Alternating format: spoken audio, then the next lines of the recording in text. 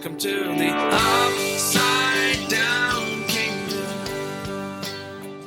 Hey there, welcome to the sermon preview for this week. I'm glad you're taking a second to join me here today. Just outside enjoying the beautiful weather that God has blessed us with. What in the world? Who is that? Oh my. Oh my. Hey, how's it going, Nick? Hey, Lance.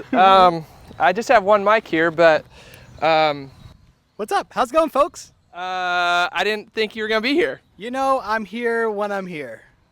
All right. So obviously came here from the hospital.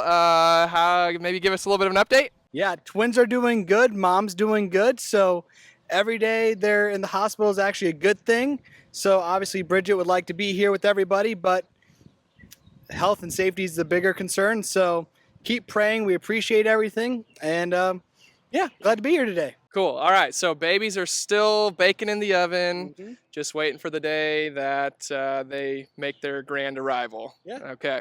All right. So, yeah, well, I guess from here, we'll jump into the scripture. We'll just kind of go back and forth here a little bit.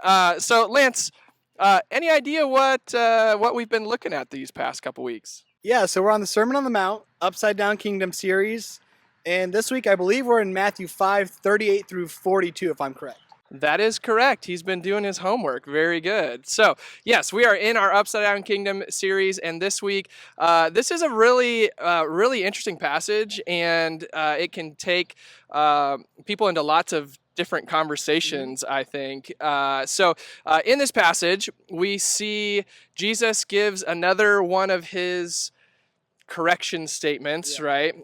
So, do you know?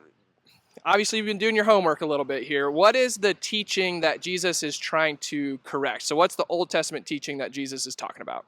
So it's that eye for an eye, tooth for a tooth teaching that Jesus is saying, hey, that's really not what we're going for here. Right. So instead, he says, but I say to you, do not resist an evil person. And then, which is, if we think about it, kind of a vague statement. Yeah, what does that mean? But he gives 4 examples of what it means to not resist an evil person. So what are some of those examples that he gives us? Turn the other cheek's probably the most common one people know. Walk the extra mile. Give the other person the cloak. Yep. Yeah, so those are 3 of them. The other one then is, do not turn away from the one that wants to borrow from you. Give to the one that asks of you. So we've got these 4 examples, and in these, I think we can kind of narrow down, or maybe the thread that we can pull between the 4 of them is this idea of radical unselfishness. Yeah. Right? Jesus and Jesus lives this out in his life very clearly. This radical unselfishness that I would rather give you my coat, or I would rather walk an extra mile, or I would rather you hit me again, as opposed to take on some kind of revenge or resist an evil person. So, Lance, what outcome do we see when we practice radical unselfishness? What outcome do we see? I think that cycle stops. That selfishness that's happening, the moment you turn your cheek, that other person has to actually stop, pause, and they're going to think, wow, this guy's different. Why is he different? So you're really breaking the cycle, but also having them change their own mindset in the process.